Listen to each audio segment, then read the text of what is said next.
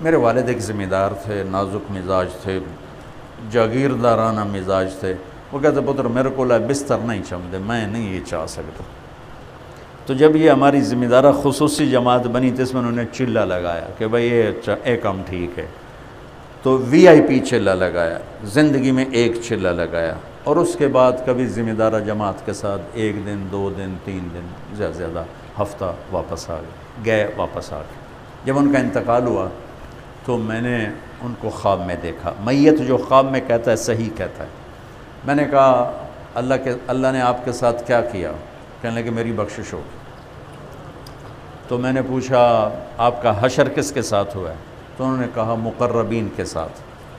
میں نے پوچھا آپ کو کس عمل نے سب سے زیادہ نفع دیا؟ ان کی تبلیغ کا لیول سن لیا نا. زندگی میں صرف ایک چلہ لگایا تھا، صرف ایک چلہ، اور وہ بھی وی آئی پی چلہ تھا. یہ اب پتر میرے کو بستر نہیں چمتا، میرے کو بستر نہیں چمتا. ٹھیک ہے.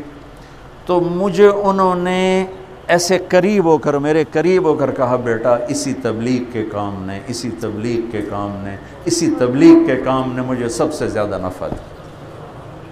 اور تبلیغ زندگی میں ایک چلہ تھا. آپ تو ماشاءاللہ زندگیاں لگائے بیٹھے ہو، کیا کیا کچھ کیے بیٹھے ہو.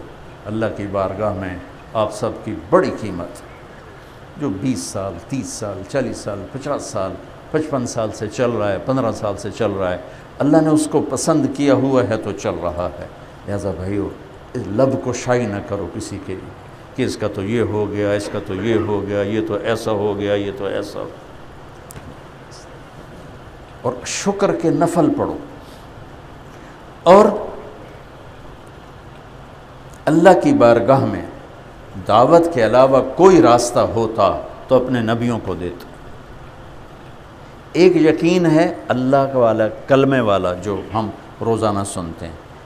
ایک یقین ہے محنت کا یقین. محنت کا یقین وہ کیا ہے کہ جس کام میں اللہ نے مجھے لگایا ہے نا، ہدایت اسی سے آئے گی. لیکن ایک میں نے احتیاط بتا دی کہ یہ جو دعوت کی شکل ہے یہ حرف آخر نہیں ہے.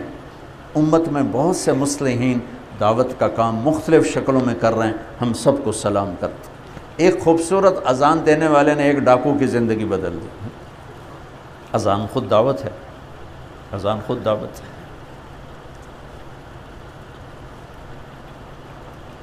ایوری کوسٹ کے ایک افریقن آئے جب میں ریمنڈ میں عربوں کی تشکیل میں ہوتا تھا.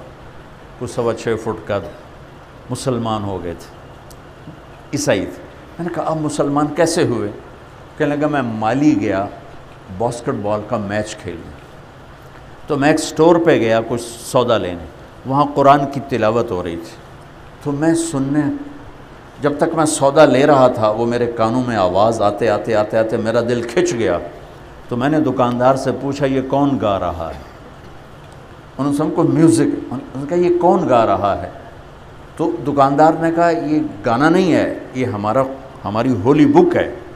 کہنے لگا تم یہ کیسٹ مجھے دے سکتے ہو؟ میں نے کہا لے جاؤ. کہ میں وہ کیسٹ لے کر آیا، ساری رات ریوائنڈ کر کر کے سنتا رہا. مجھے اتنی اچھی لگی، صبح میں نے کلمہ پڑھ لی. تو دعوت کی بے شمار شکلیں ہیں.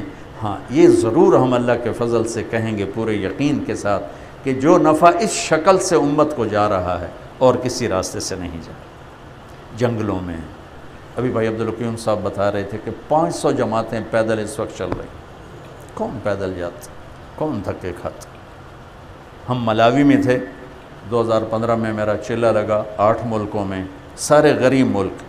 تو پتہ چلا لاہور کی جماعت ہے جو گاؤں میں چل رہی، مستورات کی. تو ساتھی 2 گئے 3 گئے نصرت کے لیے، واپس آئے تو ان کے چہروں کے تاثر بدلے ہوئے تھے کہ اتنا متاثر ہو کر آئے تھے کہ کہا ہماری جو جماعت ہے وہاں لاہور کی مالدار فیملیاں، سب مالدار گھرانوں کے 2 کنال کے گھروں میں رہنے والے، 1 کنال کے گھر میں رہنے والے، اور یہاں گاؤں میں 1 کمرہ ہے، وہی سب کچھ ہے. اور اس میں اتنی بدبو ہے کہ خواتین کو الٹیاں لگی ہوئی ہیں. ہر خاتون الٹی کر رہی ہے بدبو کی وجہ سے. کس نے ان کو وہاں بٹھایا؟ کون سا پیر ہے جو مریدوں کو اس طرح تیار کر دے؟ کون سی تحریک ہے جو کارکنوں کو اس طرح تیار کرتے؟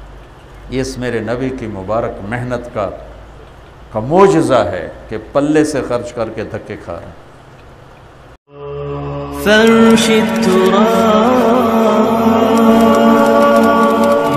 فرش التراب يضمني وهو غطاء